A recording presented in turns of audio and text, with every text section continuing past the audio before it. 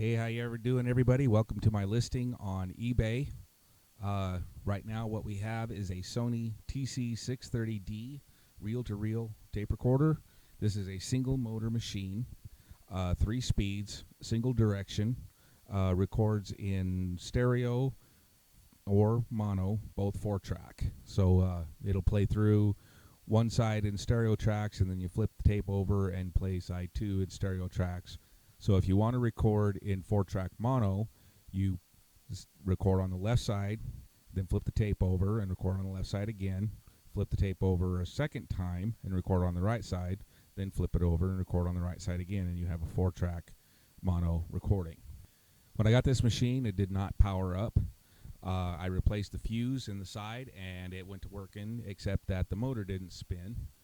I got it apart and discovered that if you spin the motor with your fingers when the power's on, it would start up and start working. So I pulled it all the way out of the case and discovered the motor cap had perished, so I bought an upgraded version and replaced it.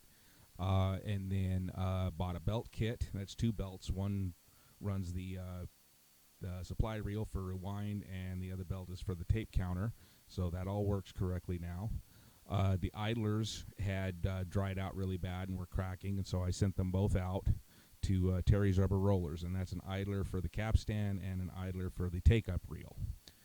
The auto stop micro switch also didn't work correctly, so I had another Sony machine here that I've been using for parts, and I found a good one in that, and so the micro switch has been replaced. 2 of the felt pads for the pressure pads on the heads had fallen off, one for the record and one for the erase heads. So I replaced those. The one on the playback head was still there, but it was loose, and so I re-glued it. Cleaned all the switches, lubed up all of the mechanisms, and then adjusted the record and playback levels.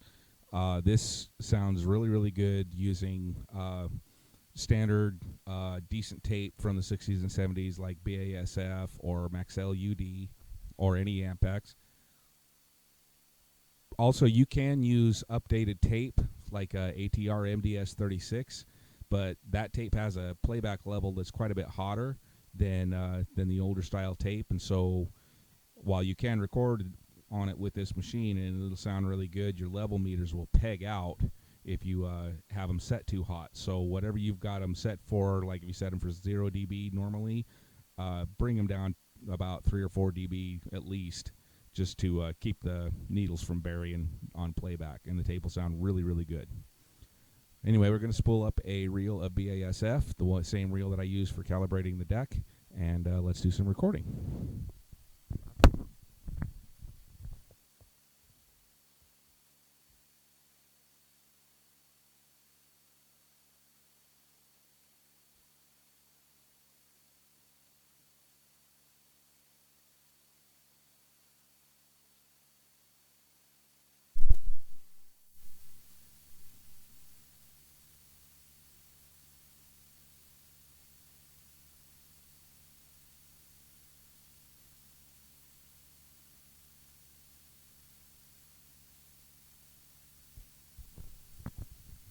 Since this is a 3-head deck, you have a set of switches here that you can set for source or monitor, and the way you set your recording levels is leave the machine in the stop position and your switches at the source position, and then you start your source playback. This is some of my own personal music. I'm using this so that the YouTube police don't mute the audio.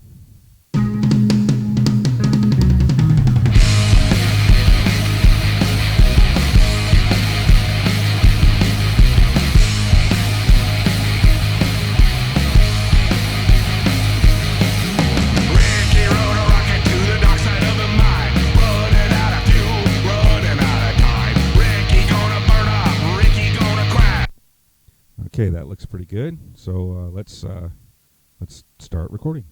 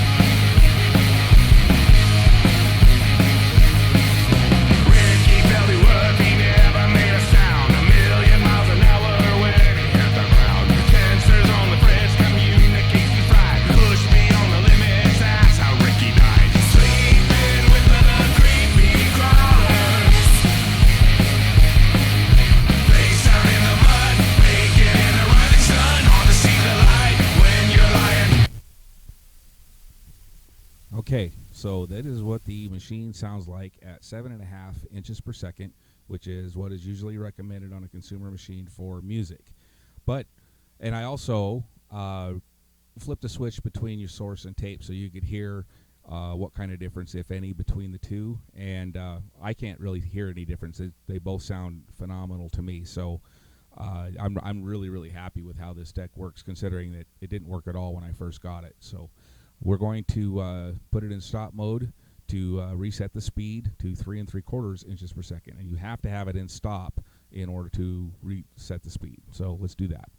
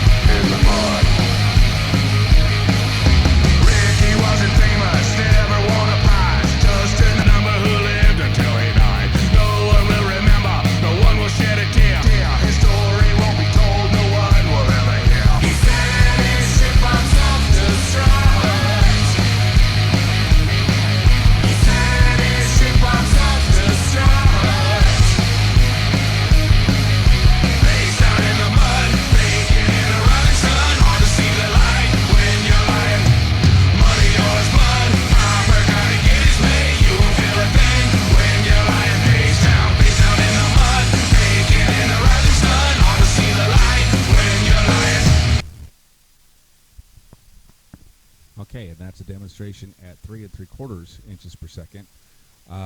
Did anybody notice it seemed to sound crisper on the tape switch as opposed to when it was on source?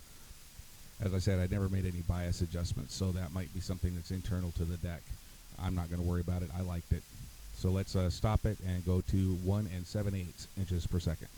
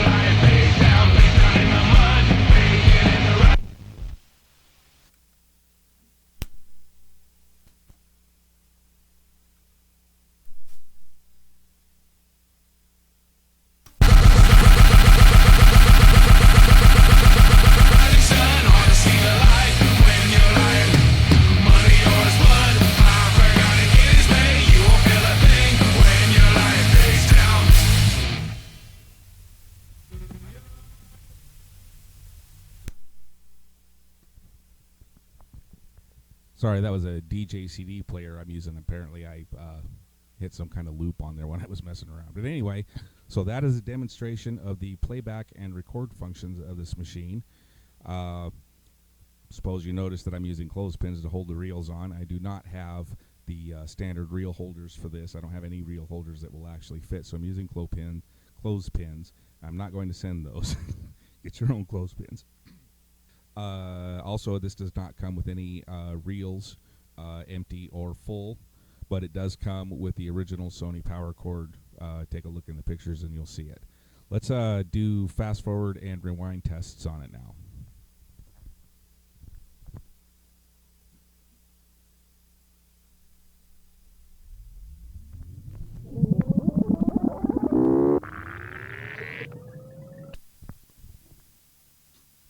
Okay, as you can see, it's a little bit slow when it first takes off if the reel is full, but it does get up to speed on its own, and it works well. Also, you could hear the tape kind of dragging across the playback head, so use that as a cue function. I did try to adjust the pressure pads on that so that that wouldn't happen, but if I got that to where it didn't happen, then they didn't make contact during playback, and that's not what you want either. So it's kind of a point of diminishing returns on that. So it's set where it should be, and everything works pretty much exactly like it should be. So let's do fast forward now.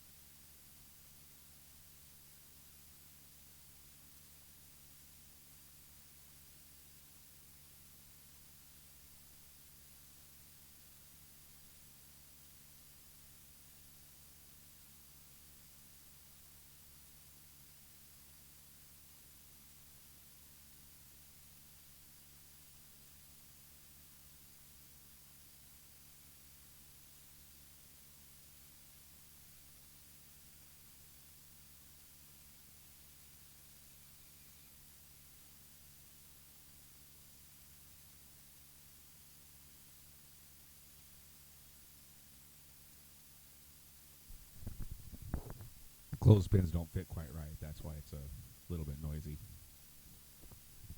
This machine can also be used laying on its back, and then you wouldn't need any kind of reel holders.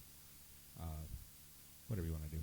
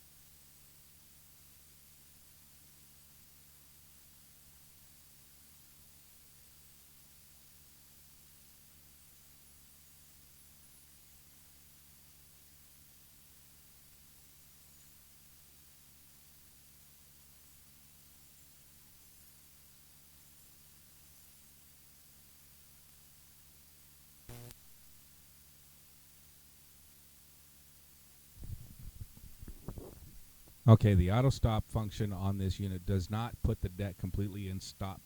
All it is a little wire on the left-hand side of the head block that comes down and deactivates the motor so that it doesn't just keep spinning tape off into eternity. But you have to put it in stop to activate the brakes.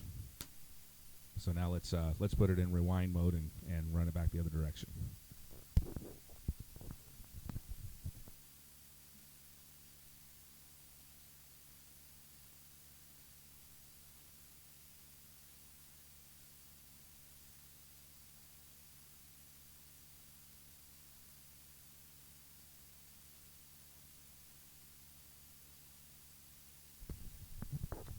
We'll test the brakes work well.